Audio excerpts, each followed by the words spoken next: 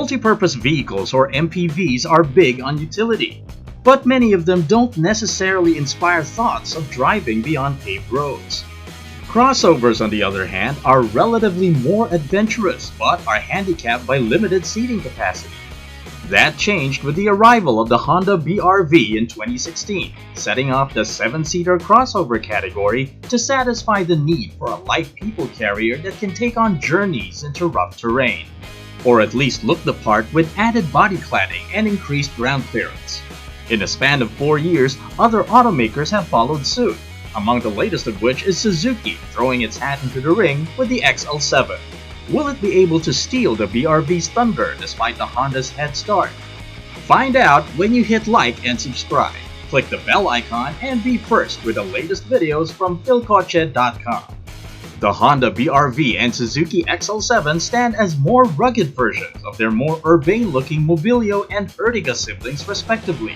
The former comes in base spec S, mid-range Prestige, and top spec V trims, while the XL7 comes in one version as the range-topping variant in the Ertiga line. In terms of length, the BR-V only has up to a 6mm advantage over the XL7, which sits on wider and higher proportions. Both vehicles have practically the same ground clearance, with the BR-V sitting higher by only a hair's breadth, while the XL7 sports a longer wheelbase.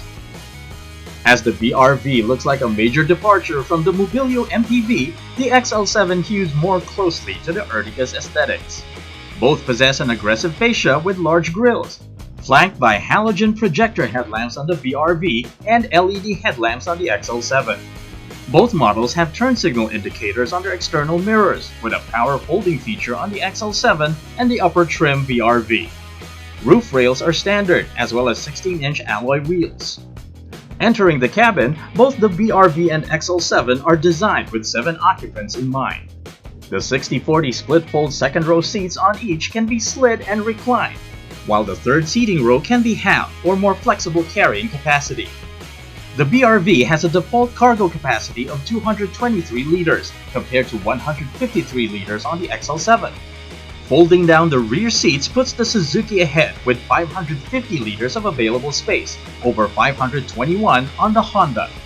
7 beverage holders can hold refreshments for everyone, although the XL7 has the advantage of ventilated cup holders on the first and third rows. Up front, a multifunction steering wheel is standard, but the XL7 adopts a sportier flat-bottom shape. Both models come equipped with a head unit featuring Bluetooth, smartphone integration, and navigation. But while the BR-V uses a 7-inch in-dash touchscreen, the XL7 has a bigger 10-inch floating-type interface. Propelling the BR-V is a 1.5-liter 4-cylinder iVTEC engine that's rated at 118 horsepower and 145 Nm of torque. The XL7 has a similarly sized power plant found on the Swift and Jimny, which makes 103 horsepower and 138 Nm of torque.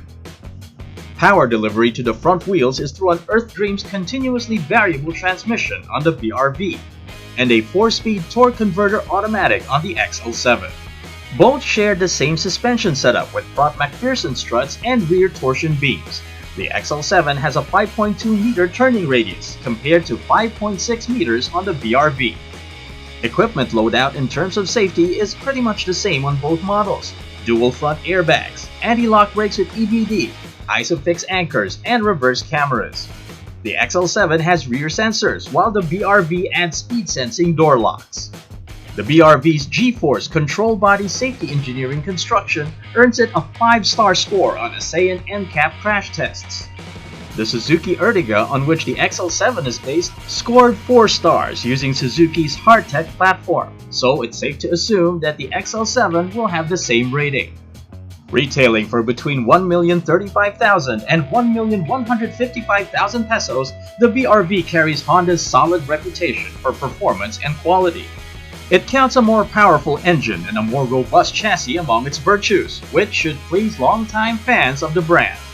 Meanwhile, the XL7 retails for 1,068,000 pesos and offers more in terms of amenities, such as bigger interior space as well as a larger touchscreen. The torque converter automatic gearbox should also prove to be sturdier and cheaper to maintain over a CVT in the long run.